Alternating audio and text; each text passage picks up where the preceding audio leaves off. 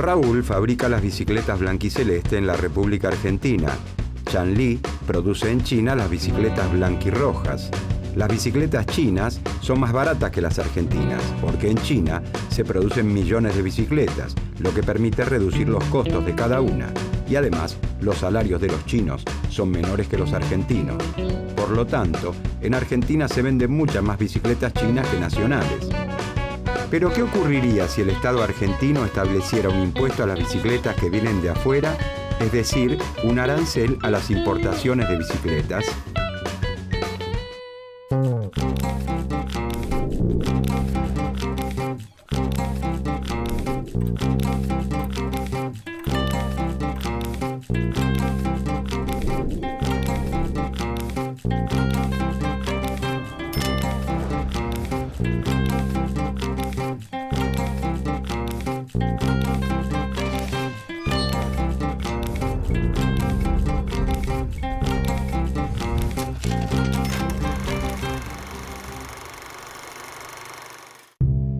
El mercantilismo no es una escuela de pensamiento económico. Es un conjunto de propuestas económicas desarticuladas entre sí que se formulan en distintos países y en distintos momentos a lo largo de 3 siglos, y que por lo tanto van evolucionando con el tiempo. La primera corriente del pensamiento económico nace en Europa, en una época de grandes cambios políticos, económicos, sociales y religiosos. El Renacimiento coloca al hombre en el centro del universo. Con la Reforma Protestante se justifica el individualismo, el afán de lucro.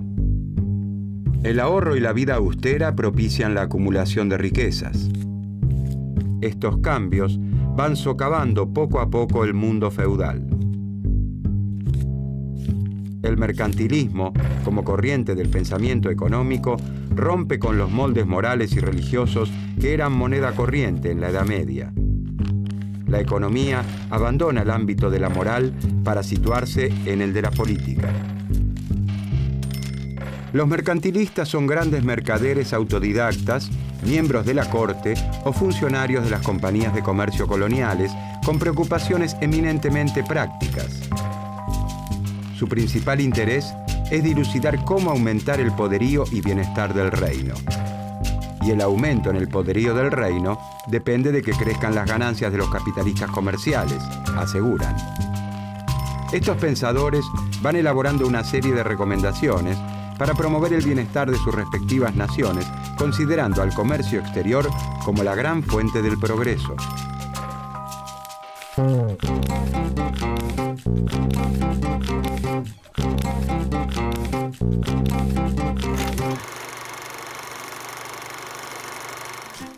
A partir del siglo XI, la actividad agrícola en Europa florece. Ciertos avances en las técnicas de producción y la incorporación de nuevas extensiones de tierras provocan el crecimiento de la producción de cereales. Ese aumento en la producción provoca la generación de un excedente permanente. Es decir, la producción comienza a superar de modo permanente el consumo de la población. Ese excedente comienza a comercializarse en el mercado. Los señores feudales se enriquecen y con esa riqueza compran bienes de lujo de Oriente, especias, sedas, tinturas. Los mercaderes son viajantes de la Edad Media que traen los más variados productos. Vendedores ambulantes que se arriesgan a las travesías más audaces en busca de especias como el azafrán o el clavo de olor. Los mercaderes compran barato y venden muy caro. Comienzan a obtener abultadas diferencias de la reventa, una ganancia comercial. Aparecen las grandes compañías comerciales. Los capitalistas comerciales se enriquecen y son cada vez más poderosos. Se van constituyendo como clase social, la burguesía. Los artesanos comienzan a recibir encargos de los mercaderes. Las duras disposiciones de los gremios también se debilitan cuando se incorpora la mano de obra rural a la producción industrial. Los agricultores, eternamente ignorados por los gremios, tejen libremente alianzas con los mercaderes. Los mercaderes o capitalistas comerciales ponen en contacto a los productores de determinados bienes, la oferta, y a los que quieren adquirir esos bienes, la demanda.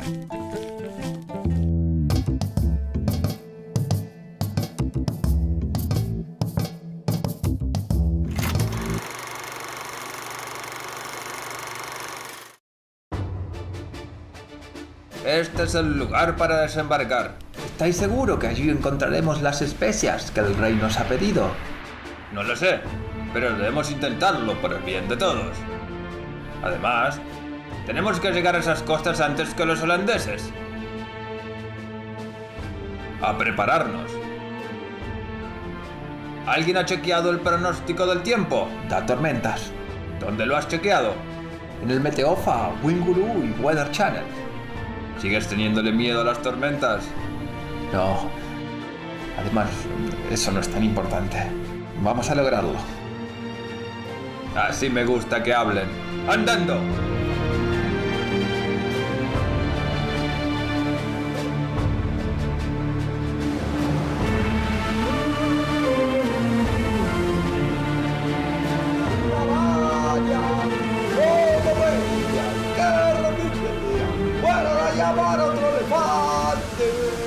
209 elefantes se balanceaban sobre la tela de una araña. Como veían que resistía, fueron a llamar a otro elefante.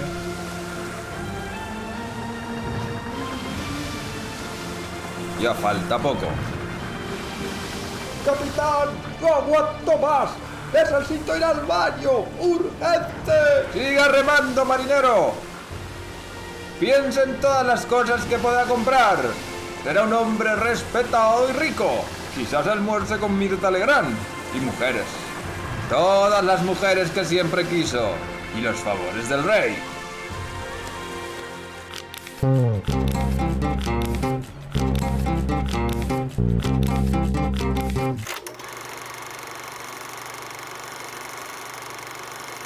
Ellos son el agricultor, el artesano, el señor feudal y el mercader. El agricultor, descendiente del siervo del sistema feudal, ha logrado cultivar mayores superficies que su abuelo gracias a modestos avances técnicos. Su trabajo genera ahora un excedente permanente que se comercializa en el mercado. El señor feudal, al igual que sus ancestros, sigue siendo el amo de sus dominios. Pero el excedente permanente de la explotación de sus tierras le ha permitido acceder a algunos bienes de lujo traídos de Oriente. El comercio se ha transformado en la actividad económica más dinámica de Europa, y sus representantes, los mercaderes, como nuestro personaje, obtienen una abultada ganancia entre los que compran en territorios lejanos y revenden en los feudos. Los gremios, asociaciones de maestros, oficiales y aprendices de un mismo oficio, que antes regulaban toda la actividad de los artesanos, resisten como pueden el arrasador embate del comercio, del mercader de nuestro ejemplo y de los demás mercaderes que ahora intentan imponer a los artesanos la cantidad y variedad de bienes que necesitan para el intercambio. El mercader y los demás mercaderes recurren entonces a la mano de obra rural para atender los encargos que les hacen. La mujer del agricultor, sus hijas y otras vecinas del campo comienzan a tejer algunas prendas que el mercader vende en otros mercados.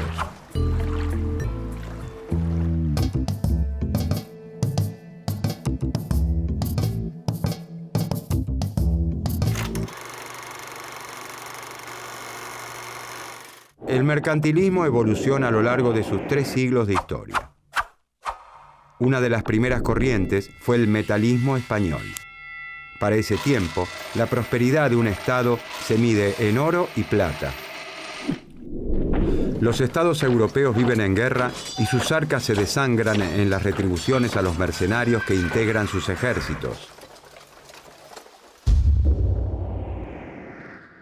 Es necesario atesorar riquezas, pero las maneras de obtener metales preciosos no son iguales en todas las latitudes. Los reyes católicos en España se dedicaron a la extracción del oro y la plata americanos.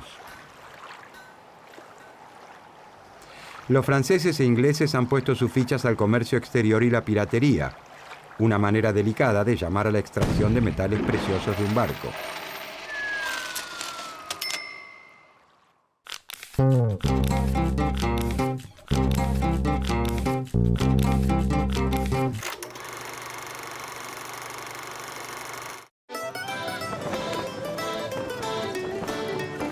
Piratas, sí, piratas. Somos piratas. Navegamos por los mares, asaltando en todas partes. ¿Qué es eso? Parece un barco. ¡Capitán! ¡Barco a la vista! ¿Barco? ¿A dónde? ¿A dónde? No veo, no veo.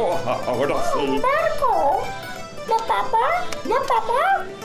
¡Un barco francés! Ay, hoy el rey Enrique se pondrá muy contento y sus arcas más aún. ¡Ah! ¡Ah! ¡Ataquemos por Inglaterra! ¡Ah! ¡Ah!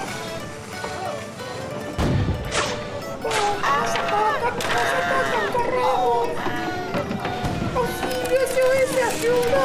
¡La tío francesita atacado! ¡Sacre bleu! ¡Oh, sacre bleu!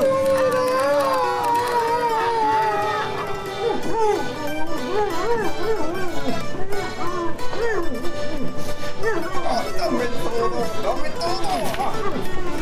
Ahora sí. 4 para mí, 1 para el rey y 4 para mí. 1 para el rey.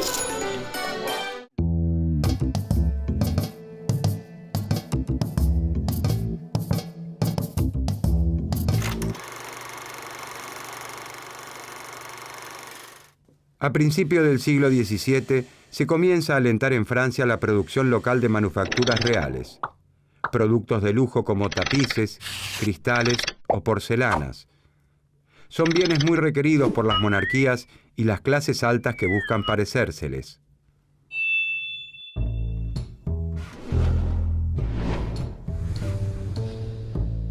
Como ahora se los produce en el país, ya no es necesario importarlos y se reduce la salida de metales preciosos. Pero además estos bienes de lujo se venden a un precio muy superior al de las materias primas con las que son elaborados. Por lo tanto, su venta genera una mayor riqueza. Si además se logra exportarlos, el efecto es aún mayor. No conviene exportar lana de oveja, sino transformarla en hilados y tejidos y venderlas a un precio mayor. En cambio, se estimulará la importación de materias primas para que se produzcan, internamente con ellas, bienes elaborados. En Inglaterra se dictan las leyes de navegación, donde se establece que todas las mercaderías de ese país deben ser trasladadas únicamente por buques ingleses. Para medir el alcance de la política de venderles a otros países más de lo que se les compra, los mercantilistas analizarían la balanza comercial.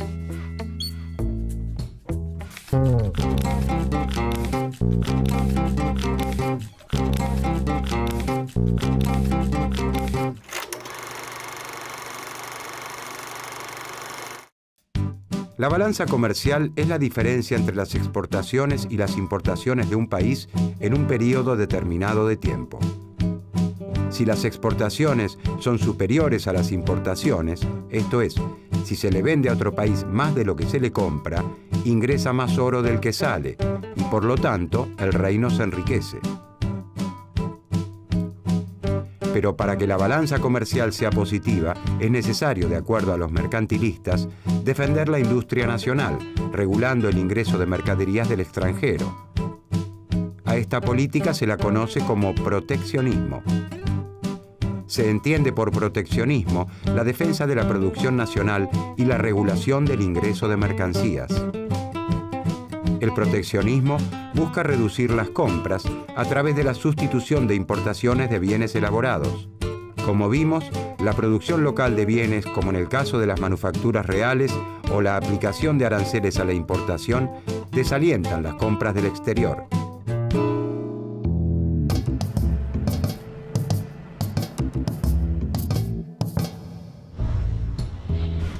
Quien domina el mar, domina el comercio. Quien domina el comercio, domina la riqueza del mundo y, por ende, el propio mundo.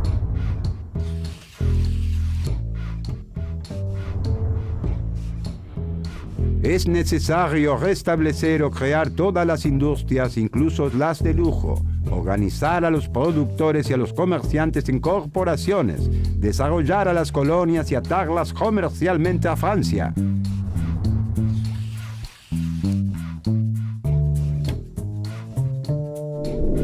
No es la abundancia de oro y plata o la cantidad de perlas y diamantes lo que hace a los estados ricos y opulentos. Es la consecución de los bienes necesarios para la vida.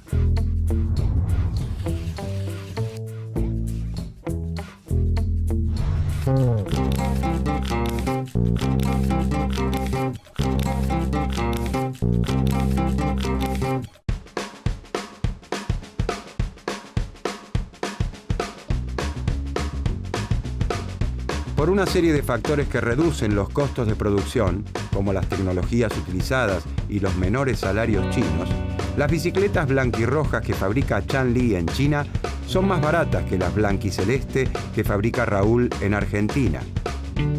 A la industria nacional de bicicletas le resulta difícil crecer y hasta sobrevivir, ya que no puede competir con la industria china. El Estado argentino determina entonces que las bicicletas que vienen de afuera, las importadas, deben pagar un impuesto llamado arancel a las importaciones. El arancel hace que las blanquirrojas que fabrica Chanli pasen a ser tanto o más caras que las blanquicelestes que fabrica Raúl.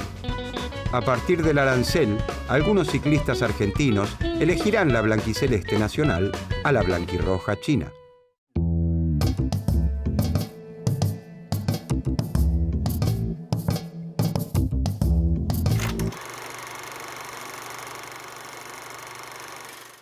Los capitalistas comerciales se han vuelto cada vez más poderosos al incorporar nuevos mercados y les empieza a molestar que los señores feudales establezcan sus propias reglas en cada feudo. Por eso, comienzan a propiciar la unificación de los mercados.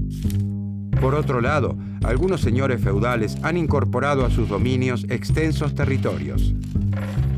La unificación política de esos dominios da origen a verdaderos estados modernos que se organizan en forma de monarquías. La monarquía es una forma de gobierno donde el poder supremo corresponde con carácter vitalicio a un monarca o rey. Los capitalistas comerciales comienzan a hacerle la corte al rey, hasta convencerlo de la necesidad de fortalecer a los incipientes estados nacionales. Para fortalecer a los estados nacionales como territorios unidos y delimitados, el rey deberá debilitar a los feudos para que se subordinen a su poder. También deberá sostener poderosos ejércitos, controlar mercados y desarrollar el comercio exterior con nuevas rutas comerciales como la que aventuró a Cristóbal Colón a llegar a las Indias.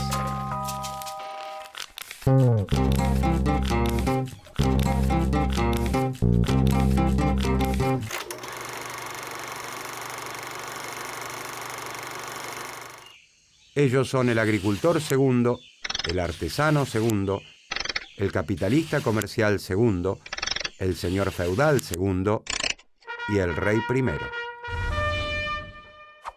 El señor feudal segundo, a diferencia de su tatarabuelo, ya no es amo de todos sus dominios. En su afán expansionista, los señores feudales se han visto en la necesidad de unirse. Esa unión ha sembrado la semilla de los estados modernos, donde el señor feudal segundo y sus colegas, para unificar el poder, han tenido que subordinarse a la autoridad de un rey. Aparecen la Francia de Luis XI, la España de los Reyes Católicos, la Inglaterra de Enrique VIII y la monarquía de nuestro rey. El rey primero organiza alrededor suyo una corte. Se rodea de ministros y consejeros que tienen conocimiento de disciplinas diversas. En general, el consejo es siempre el mismo. Hay que declararle la guerra a los vecinos para controlar los mercados y hacerse de oro. Pero mantener ejércitos es muy costoso. El rey primero aumenta los impuestos y solicita préstamos a los capitalistas comerciales, como el capitalista segundo, que han salido a flote con las exorbitantes ganancias de sus compañías navieras. El capitalista segundo ha convencido al rey primero que si prosperan sus actividades por el mundo, mayores ingresos entrarán al Estado. Pero que el Estado además debería intervenir en la economía nacional, prohibiendo la salida de materias primas, regulando la navegación. La actividad del artesano segundo ya no está férreamente regulada por su gremio, pero debe cumplir con las duras exigencias de los mercaderes. El agricultor segundo y su familia trabajan a destajo según el encargo de los mercaderes. Las jornadas de trabajo son extenuantes y ni siquiera puede garantizar la subsistencia, que sus ancestros gozaban con mucho menos esfuerzo.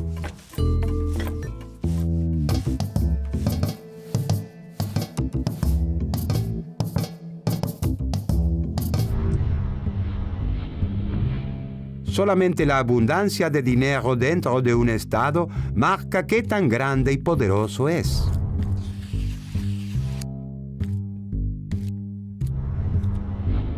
En todas las cosas debemos de tratar de sacar todas las ventajas posibles, ya se trate de cosas naturales o artificiales.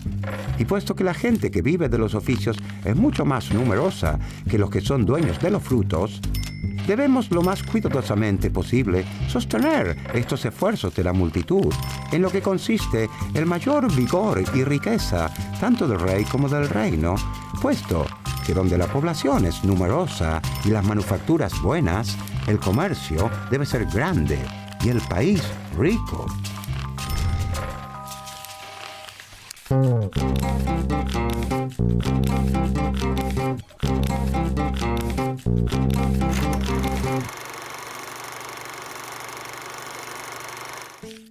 El mercantilismo no fue una escuela de pensamiento económico, sino un conjunto de propuestas económicas que fueron evolucionando a lo largo de 3 siglos de historia. El pensamiento mercantilista rompe las ataduras de la moral y la religión propias de la Edad Media y formula las primeras leyes económicas. El capitalista comercial, constituido en una figura poderosa en el Nuevo Mundo y aliado al monarca, invade el pensamiento de la época. Los mercantilistas recomendaban una fuerte intervención pública para enriquecer a los estados-nación emergentes. Esta actitud, que asumen la mayor parte de los países de Europa, sienta las bases para la creación de la industria nacional. Hacia el año 1600, cuando una serie de invenciones y descubrimientos hacen prosperar las industrias manufactureras y muchos mercaderes contratan artesanos para que produzcan bienes, el proteccionismo, propiciado por los mercantilistas, favorece el desarrollo manufacturero. La preocupación de los mercantilistas por garantizar que el Estado disponga de metales preciosos es similar a la búsqueda actual de los Estados de acumular reservas en sus bancos centrales. Es decir, una clara demostración de lo que ocurre en la actualidad del pensamiento mercantilista.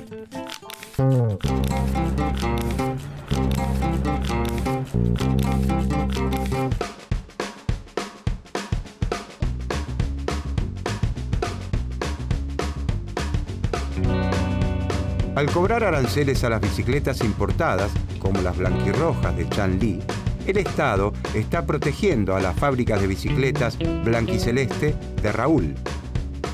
Está protegiendo a la industria nacional.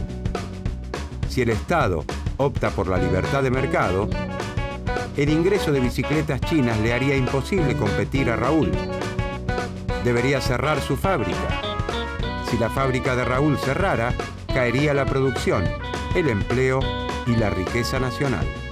Al fomentarse y desarrollarse la industria nacional, Argentina comprará menos bicicletas a China y por lo tanto saldrán del país menos divisas para realizar estas compras.